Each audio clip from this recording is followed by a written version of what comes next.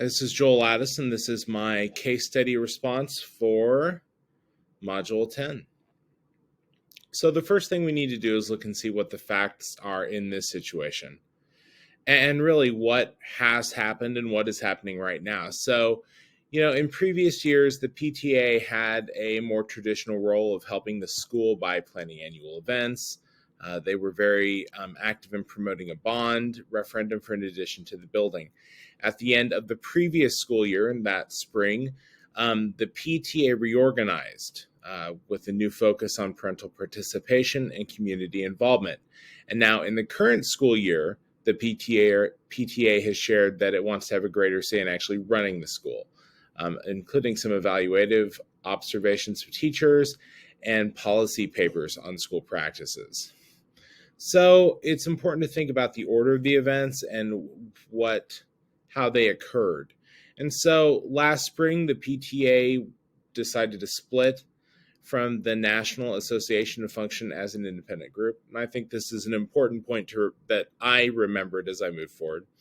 At that time, I feel like they became a newly formed group because they were no longer affiliated with the mission of a traditional parent-teacher association.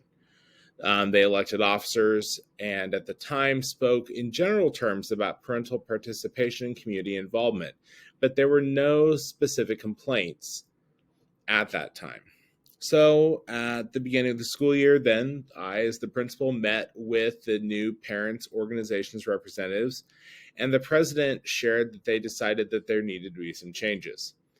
And I think that it's important to note that when I tried to ask them some questions throughout this process, the new president just ignored me and spoke over me and just kept talking. And I feel like that is an indicator of how the overall situation is going to go. The parent organization had a list of demands. Instead of the traditional back-to-school night, meet the teacher night, school-sponsored back-to-school meetings focusing on one or two subjects each evening of the week, and then teacher-parent conferences with optional attendance for parents, but mandatory attendance for teachers, and teachers would have to create individual presentations for their assigned evenings and then be available for the other evenings during the week for conferences.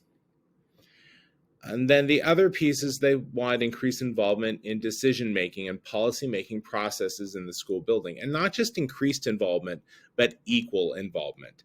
And so the officers had already met prior to meeting with me, and they've organized parent committees on discipline, teacher performance, curriculum, and total school evaluation.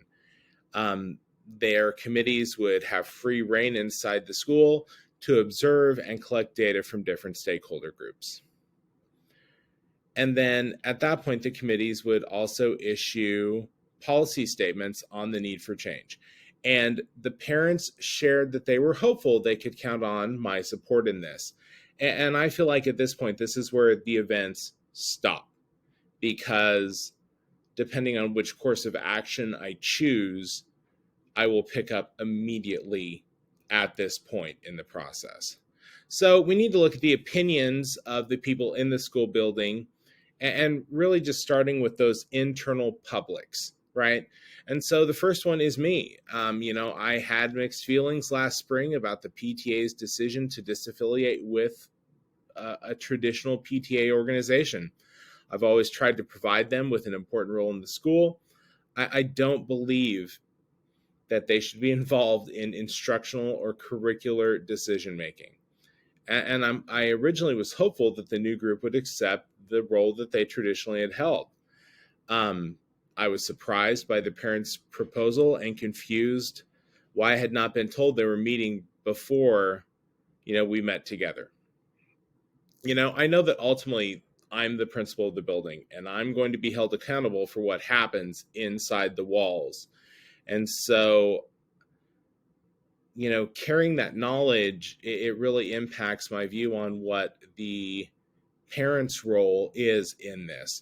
I don't understand why the parents aren't satisfied with, their previous role. And then ultimately, though, I know that I've got to put aside my personal feelings and respond in a way to meet parent concerns while maintaining the school operations. And that last bullet played a huge role in which option I chose versus which option I wanted to choose. So the teachers aren't really mentioned in this, but I've worked with teachers long enough, and I've represented teachers long enough to know that um, the demands of the parent group are going to violate the negotiated agreement, and teachers are going to have an opinion about that. And then, even though students haven't really been, specifically mentioned, like, well, this student has this opinion, we need to know that they should always be considered as the most important focus of any action taken by the school. So now let's talk about our external public groups.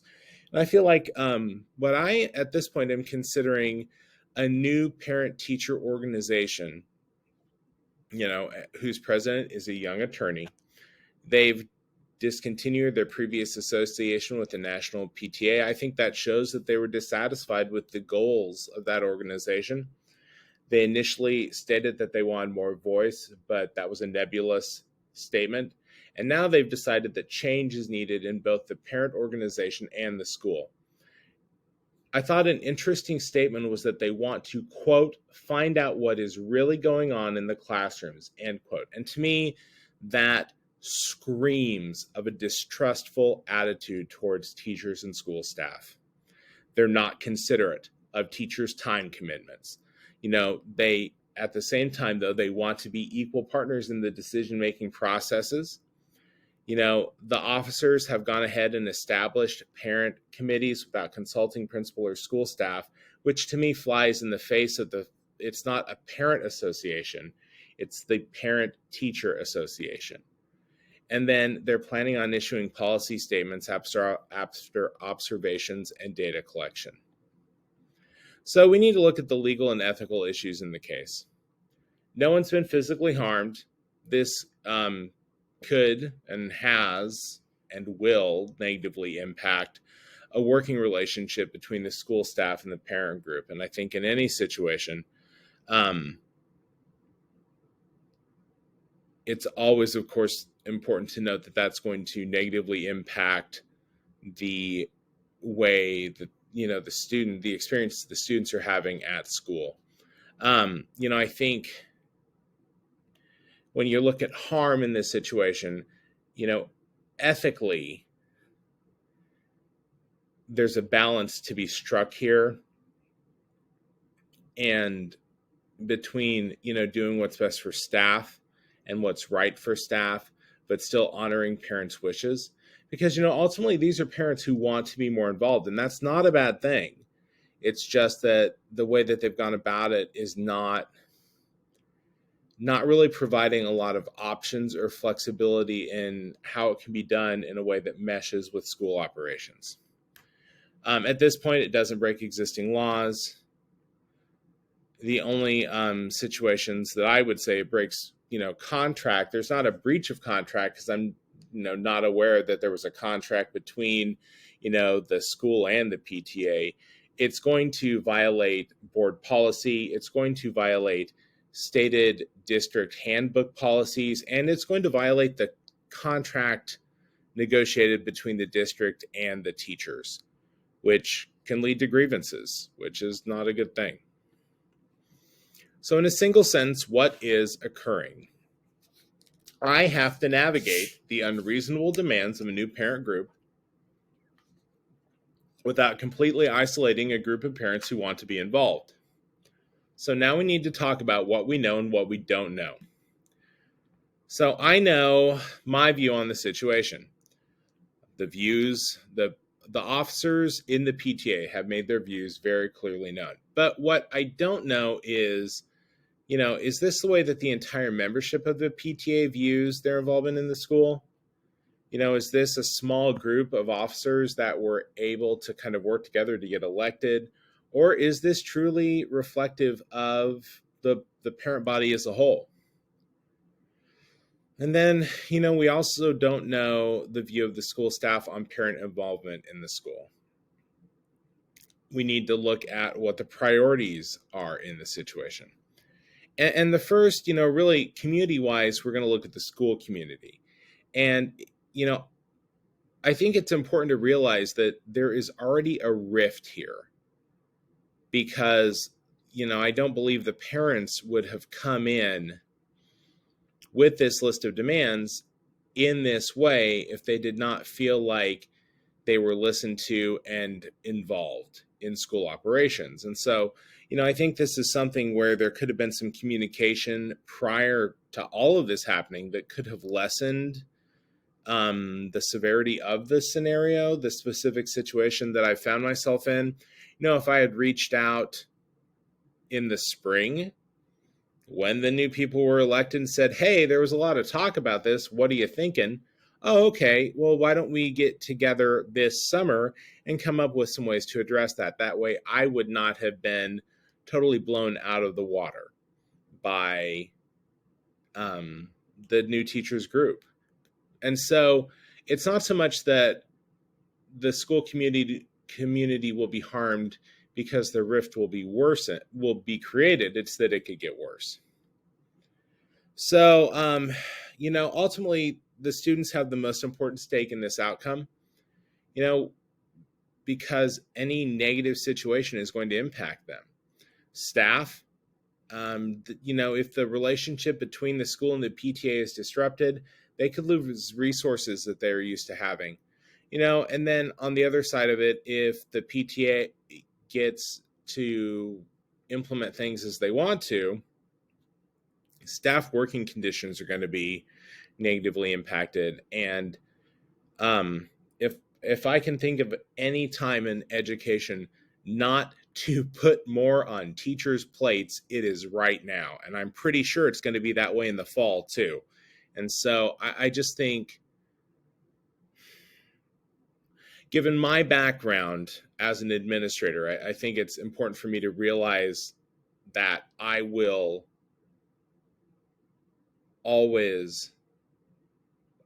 tend to advocate for staff and look out for my staff. And I think that's important. But what this is showing me is that I need to set aside some of that advocacy piece that I've done and also, and continue to consider the parent side as well. Because, as I said before, the PTA has an important stake in this too. I mean, the parents want to be involved, and the outcome of this situation will determine what that looks like. There's not really a path forward, I believe, where it looks exactly like they want it to look, but there is some flexibility there where we can find some avenues for increased involvement, but if they're willing to move at this point. And then I have to be willing to move as well. And then really my stake in the outcome is to have a positive school environment. It'll impact everyone in my building. And then, ultimately, I wouldn't want to be the principal whose teacher organization went down in flames and took his entire school down with him, because I'm pretty sure I would be losing my job. And so, not that that's more important than the impact it would have on students, but it's important to me. So what else can I learn about the situation? I can gather more information about the way the parent population as a whole feels about their involvement in the school. And then the other thing, and this is part of one of my plans of action, I need to communicate with district administration about this situation before I address it. And so finally, I need to ask myself, do I have enough information? And yes, I do. I can identify a couple of options, evaluate them, and then develop a plan. So what are the options? So number one is I can agree with the PTA's demands and implement them across the school.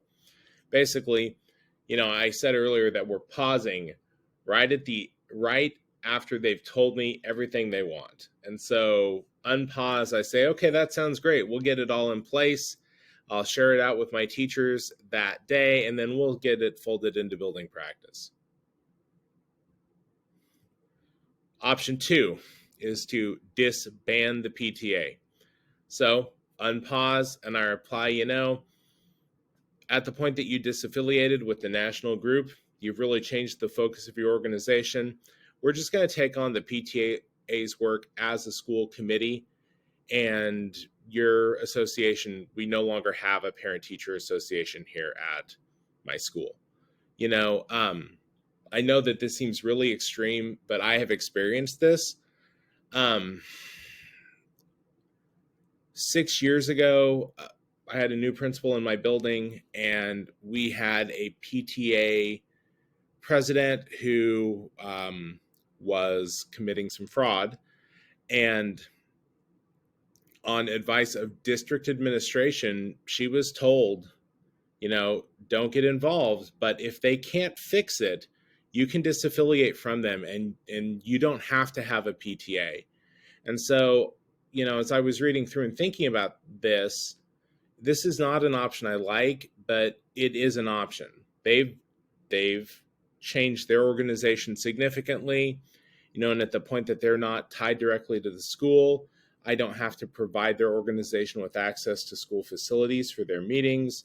I mean, it is a totally nuclear option, but it is an option that is there. And part of that would be I'd thank them for their interest in supporting the work of the school.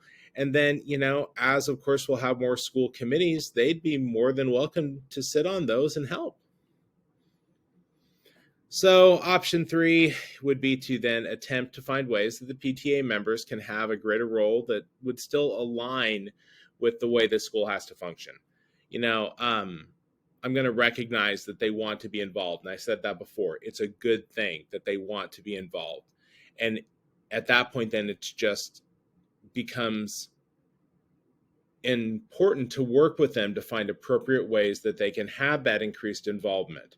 You know, because obviously there's been a miscommunication, because I have felt like I have been providing them what they want, and they very clearly have not been getting it. That doesn't mean that I can give them exactly what they want, but hopefully I can give them something. So, what are the pros and cons of each option?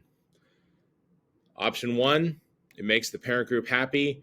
Cons, it's going to alienate teachers. It's going to violate the negotiated agreement and established district policies.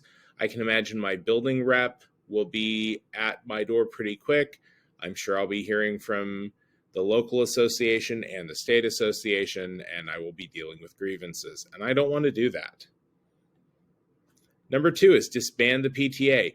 The pro for me, honestly, is that I've had someone come in, they've talked over me, they're organizing behind my back, they're not really associating with the teachers. They're being a parent organization. They're not being a parent-teacher association. And so this is where I said it's important for me to remember that I need to set aside my personal feelings, because if I'm going solely off of my personal feelings, I would just tell them then and there that, hey, guess what? Appreciate you coming in, but this is what I'm going to do, and you're no longer affiliated with my school. Now, again, that's what I would do personally. I shouldn't say that's what I would do personally. That's my gut reaction. That's what I want to do. It's not the option I'm going to choose, because it's going to alienate parents who want to be involved within the school. So then we need to work to increase parental involvement without disrupting the school. You know, the pro is that I'm making a good faith effort to work to meet the needs of all stakeholders in this situation.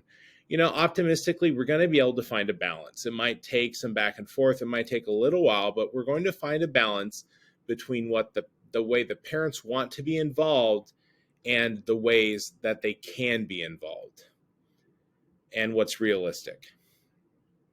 You know, I did put a con that this could be fruitless. You know, I am a little concerned, given the way things have progressed to this point, that at least some of the PTA board are not going to be open to moving away from their stated demands, but we'll just see. That's why it's a good faith effort.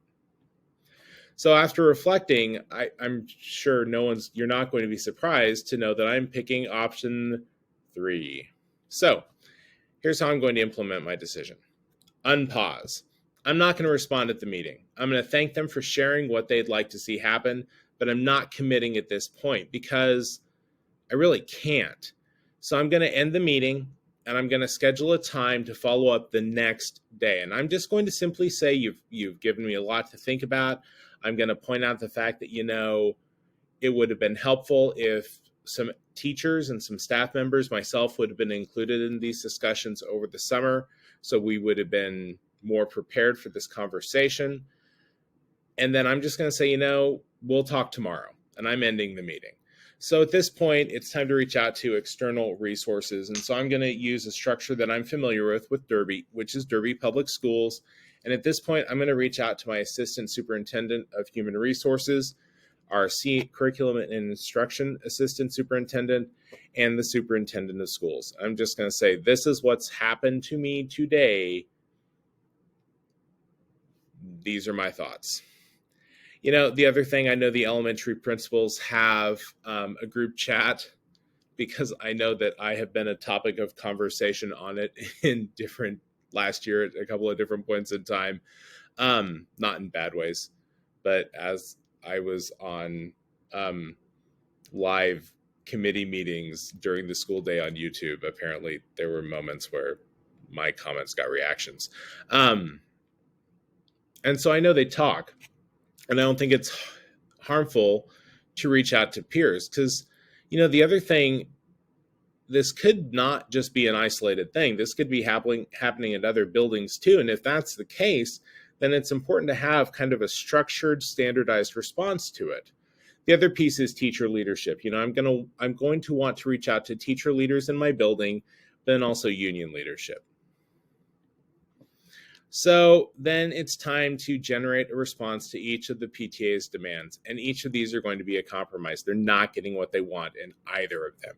So the first one is their proposal for meeting the teacher conferences and presentations. I'm not changing them. They're not, because I can't. I'm not changing the format, and the requirement for teachers to be there will violate their negotiated agreement. And it's clearly spelled out in the contract. And I know it is because I've negotiated it. It defines the hours for conferences as well as the hours for Meet the Teacher Night.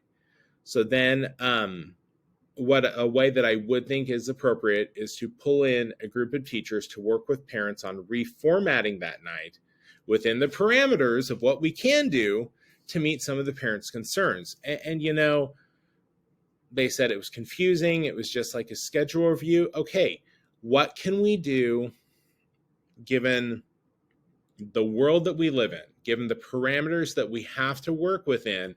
What can we do to make this better?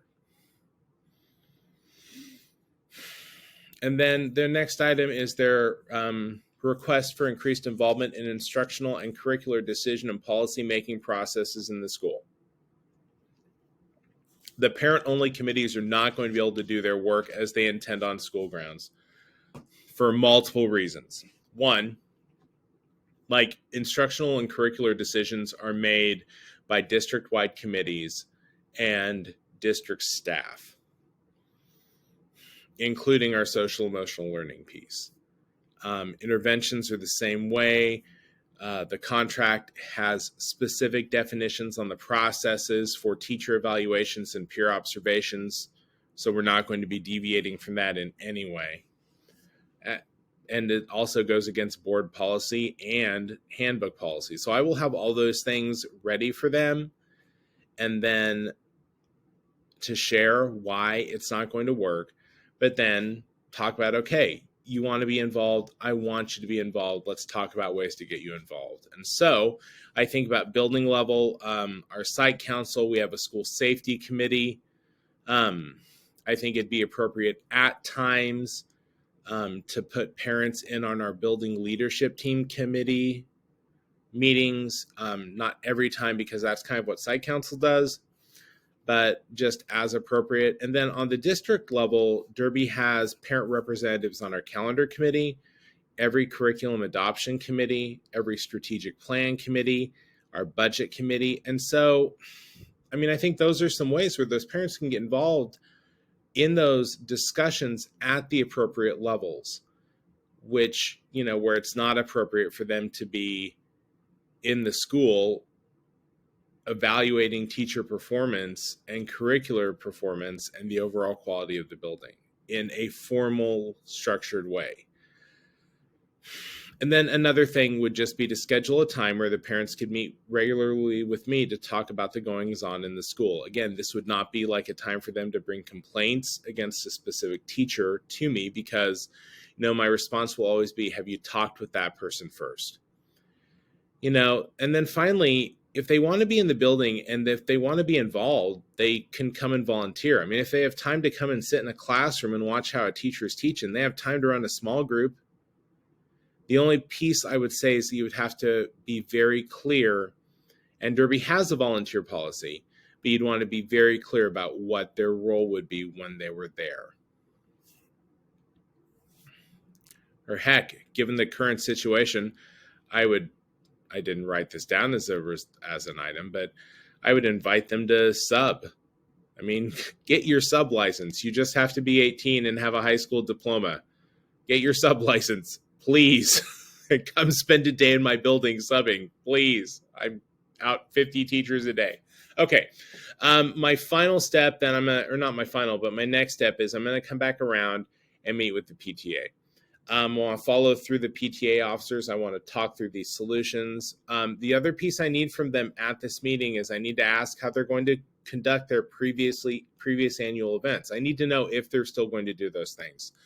It's important that I explain, where district policy and procedures lie and how these processes go. It might be appropriate to call in, the curriculum and instruction assistant superintendent, if she can come to talk about what that process looks like.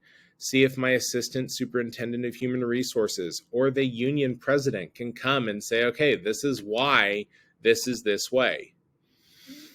And then basically just share my responses to the concern and move ahead. And I feel like at this point you could get two possible PTA responses. I really do think that what most likely would happen is that they'd accept the proposal, or maybe they'd want a little more. And, you could see, okay, can I, let's say they wanted to always be at a BLT meeting. Well, I would need to check, because that's a union elected committee, and then I could get back with them, so there's some, counter proposals and seeing. But then the other thing is, I would not be totally surprised if they just dig their heels in and say, no, this is what they want. And then unfortunately, that does take us back to that second option, because I can't work with them if they aren't going to be willing to work with me. And we would just see where that would go. And then the fourth step would be just to follow up with the officers through the year to get their input on how things are going at regularly scheduled meetings and informal follow-up sessions. And that is assuming that they are going to choose to work with me and be involved. I really cannot see that would not be the option they would choose. So I did choose this option because I felt like it provided avenues for increased parent involvement, but it still allows for, the school functions not to be disrupted. And I think that's an important balance. We need to have the parents be in our building and be involved in ways that are meaningful for them. But at the same time, we have to respect the negotiated agreement. We have to respect the calendar that has been voted on and approved by the school board and by the certified bargaining unit. We have to, respect district processes and procedures for adopting curriculum and intervention tools and all those other things. But at the same time, it's also really critical not to lose a group of parents who do want to be involved. So I just think in this, it would take lots of FaceTime, lots of conversations, and lots of follow-up. So it might even be appropriate before they come to the meeting to just call and talk through things with the president one-on-one. So anyway, this is why I chose this option. I do honestly believe, though, that it presents the best path forward. And really, as I reflect back on most of my modules, I really only feel like there's one that, finding a middle ground and not taking the most extreme knee-jerk reaction. I think that was the best response. in most of them, just to take that middle ground. So thank you very much.